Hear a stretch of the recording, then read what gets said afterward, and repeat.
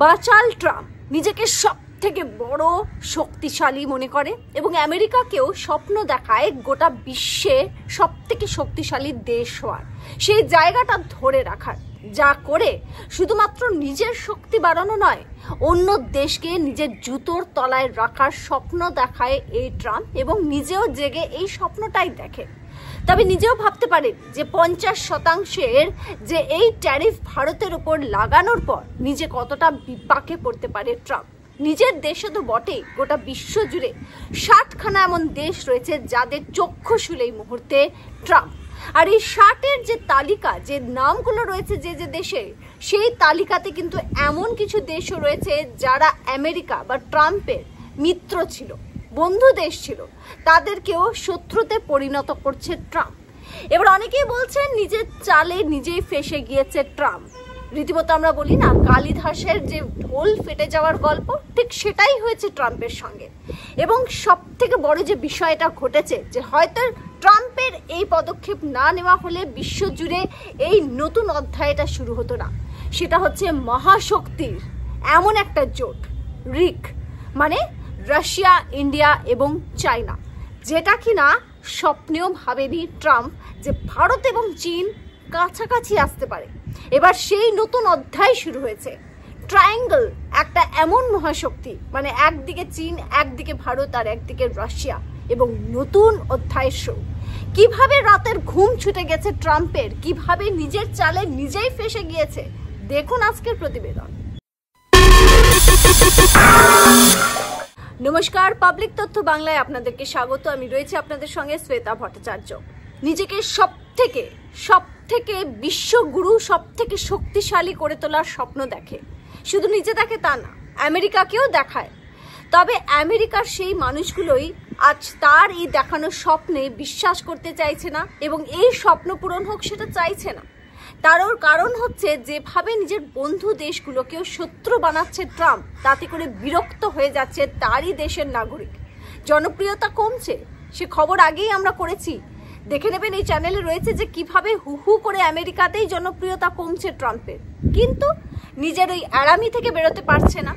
তবে এবার আস্তে আস্তে টনক নড়ছে যে নিজের চালে কিভাবে নিজেই ফেঁসে গিয়েছে। ভারতকে জব্দ করতে গিয়েছিল, কেন? ভয় পায় ভারতকে। এটা কিন্তু একেবারে খারাপ লাগলেও একেবারে সত্যি কথা। আর সেই কারণেই সবসময় ভারতের বিরুদ্ধে চক্রান্ত, বন্ধু সেজে ভারতের পিছন থেকে ছুরি মারা, সেটা কিন্তু নতুন কিছু নয়। তবে এবার ট্রাম্প ভুলে গিয়েছিল যে এই ভারত নরেন্দ্র মোদীর নতুন ভারত। এই ভারত শুধু মার খায় না, ঘরে ঢুকে মারতে জানে। সেটা শত্রুদেরকে যুদ্ধের ময়দানে হোক কিংবা অর্থনৈতিক ময়দানে, জানে ভারত কিভাবে এই সমস্ত যুদ্ধ জয় করতে হয়। আর সেই দিকেই কিন্তু এবার এগোচ্ছে। যেটা নরেন্দ্র মোদীর যে টিম, তাদের তরফ থেকে শোনা যাচ্ছে যে ট্যারিফ 50% লাগিয়েছে, বাড়িয়ে দিয়েছে ট্রাম্প, কিন্তু ভারতও 100% তৈরি রয়েছে যে কিভাবে তার জবাব দিতে হবে। এবং দেখা যাচ্ছে যে ট্রাম্পের এই চালে নিজেই ফেঁসে গিয়েছে ট্রাম্প। গোটা বিশ্বে হাসাহাসি হচ্ছে ট্রাম্পকে নিয়ে। তার বন্ধু দেশগুলো শত্রুতে পরিণত হচ্ছে এবং যেটা কোনোদিন সম্ভব ছিল না, অসম্ভব একটা ঘটনা, সম্ভবের দিকে এগোচ্ছে। কি সেটা?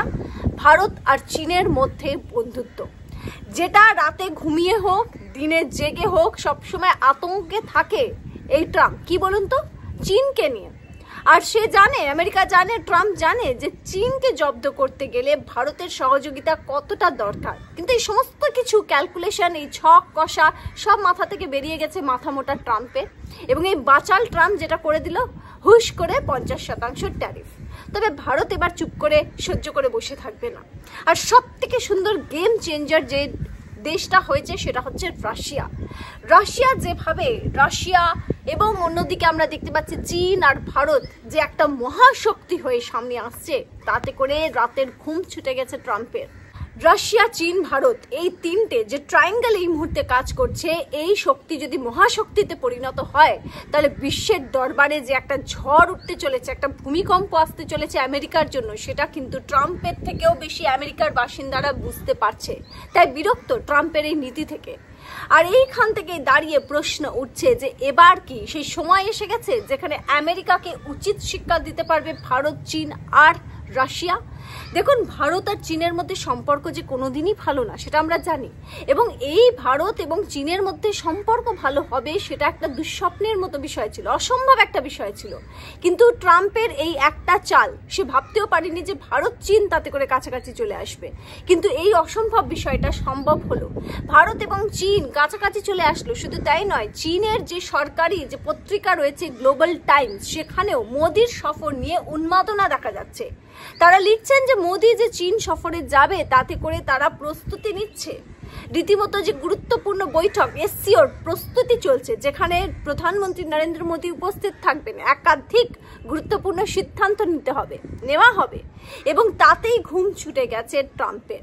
অন্যদিকে আমরা দেখতে পাচ্ছি যে অজিত দোভাল তিনি রাশিয়ায় গিয়ে দফায় দফায় যে বৈঠক করেছেন, যে বৈঠকের সারমর্ম বেরিয়ে আসছে, রীতিমতো একটা ঝড় আসতে চলেছে, যেটা কিনা ওয়েস্টার্ন দেশগুলির জন্য যথেষ্ট চাপের হতে পারে। শুধু তাই নয়, ব্রিক্স যে পরিকল্পনা করছে নতুন মুদ্রা, রীতিমতো আরো একটা বিশাল বড় ঝড়, যে ঝড়টা আমেরিকার জন্য সামলানো সহজ হবে না। কারণ এটা যদি করে দেখায় ব্রিক্স, তাহলে কিন্তু আমেরিকার অর্থনীতি ধূলিসাৎ হয়ে যাবে। যে আকাশচুম্বী চাহিদা এই ডলারের, সেই চাহিদা শেষ হয়ে যাবে। আমেরিকার অবস্থা, অর্থনীতি ভেঙে চুরমার হয়ে যাবে। এবং যেটা না হওয়া ছিল বা যেটা অসম্ভব ছিল, যেটা ট্রাম্প কল্পনাও করতে পারেনি, সেটা হচ্ছে ভারত এবং চীনের কাছাকাছি চলে আসা। আর এবার যখন প্রধানমন্ত্রী নরেন্দ্র মোদী যাচ্ছেন চীনে, সেই সফরটা কতটা গুরুত্বপূর্ণ হবে। আবার অন্যদিকে রাশিয়ার প্রেসিডেন্ট মানে পুতিন আসছেন ভারতে। এই যে ট্রায়াঙ্গেল তৈরি হচ্ছে, এই ট্রায়াঙ্গেলই যেন বিশ্বের খেলাটাকে ঘুরিয়ে দিচ্ছে। অন্যদিকে ব্রিক্সের আরো একটি দেশ মানে ব্রাজিল, তারাও বিরক্ত ট্রাম্পকে নিয়ে, তাদের ওপরেও এরকম ট্যারিফ চাপানো হয়েছে। তাদের সমর্থন যে আছে অন্য দেশগুলোর সঙ্গে, মানে ভারত, রাশিয়া কিংবা চীনের সঙ্গে থাকবে, সেটাও কিন্তু আগাম বুঝিয়ে দিয়েছেন তারা। এবং যে কারণে ব্রিক্স রীতিমতো চক্ষুশীল ট্রাম্পের, এবার কিন্তু সেই ঘটনাটা ঘটেই যাবে মনে করা হচ্ছে। শুধু তাই নয়, যেটা জানা যাচ্ছে যে পুতিনের কিন্তু ফোন এসেছিল নরেন্দ্র মোদীর কাছে এবং রাশিয়া এবং ইউক্রেনের যুদ্ধ নিয়ে আলোচনা হয়েছিল। বিশ্বের দরবারে নোবেল প্রাইজ নেওয়ার জন্য যেভাবে ট্রাম্প মরিয়া হয়ে পড়েছিল, প্রথমে আমরা দেখেছিলাম যে ভারত পাকিস্তানের যুদ্ধবিরতির ক্রেডিট নিতে গিয়েছিল, মুখ থুবড়ে পড়েছে কারণ ভারত সে ক্রেডিট দেয়নি, ভুল ক্রেডিট। অন্যদিকে রাশিয়া ইউক্রেন যুদ্ধ থামিয়ে যে একটা গোটা বিশ্বকে বিশ্বগুরু হওয়ার, নোবেল প্রাইজ পাওয়ার যে টার্গেট রয়েছে ট্রাম্পের, এবারও বোঝাই যাচ্ছে রাশিয়া আর ভারত সেটা হতে দেবে না। সুতরাং সব মিলিয়ে ভারতের ওপর চাপ বাড়াতে গিয়ে নিজেই রীতিমতো চাপে পড়ে গিয়েছে ডোনাল্ড ট্রাম্প। আর এই চাপ, যে চাপটা এই মুহূর্তে বিশ্বজুড়ে ভারতের সহ যেমন ব্রাজিলকে দেওয়া হচ্ছে, এই যে নতুন একটা অধ্যায় শুরু হচ্ছে, তাতে করে মনে করা হচ্ছে বিশ্বের দরবারে নতুন একটা বাণিজ্যের দিক খুলে যাবে, যে বাণিজ্যের দিক আমেরিকাকে ডোবাবে। যে ট্রেড তারা করে, যে ট্রেড থেকে লাভ কামায়, সেটা কিন্তু আমেরিকার বন্ধ হয়ে যাবে। সুতরাং বলাই যায় যে নিজের দেশেও কিন্তু যথেষ্ট অস্বস্তিতে পড়বে। এই যে ট্যারিফ 50% বাড়িয়েছে, এর জন্য নরেন্দ্র মোদী কি বলেছিলেন? নরেন্দ্র মোদী যেটা বলেছিলেন যে আমরা প্রস্তুত রয়েছি, আমাদের ক্ষতি হবে কিন্তু আমরা প্রস্তুত রয়েছি।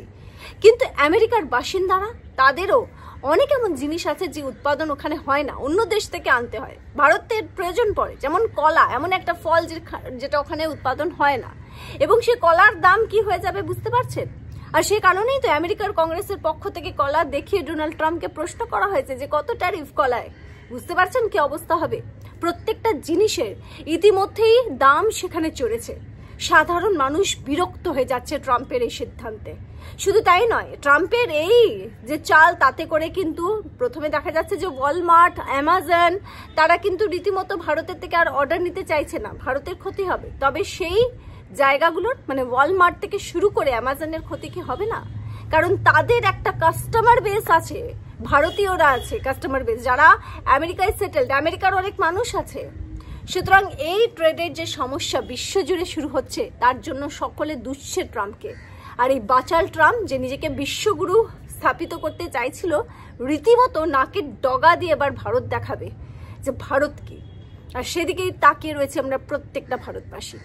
আজকের প্রতিবেদন এখানেই শেষ করছি। আপনাদের মতামত কি, যে ভারত চীনের মধ্যে যদি বন্ধুত্ব হয়ে যায় তাহলে কি চাপে পড়ে শেষ হয়ে যাবে ডোনাল্ড ট্রাম্পের, আমেরিকার ডোনাল্ড ট্রাম্প? অবশ্যই আপনাদের গুরুত্বপূর্ণ মতামত কমেন্ট সেকশনে কমেন্ট করে জানাবেন। দেখতে থাকবেন পাবলিক তথ্য বাংলা। আবার একটা নতুন ভিডিও নিয়ে খুব তাড়াতাড়ি দেখা হবে আপনাদের সঙ্গে।